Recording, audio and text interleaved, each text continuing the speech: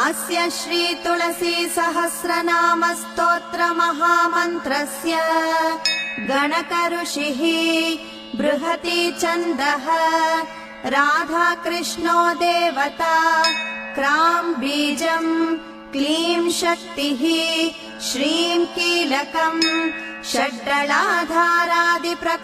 षट्पद्मसिद्ध्यर्थे दाम्पत्य सौख्यानुकूले जपे विनियोगः ध्यानम्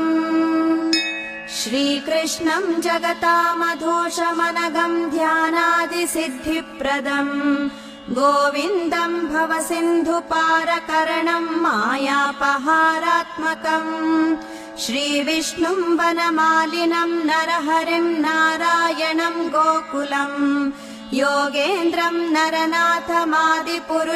वृन्दावने भावयेत्।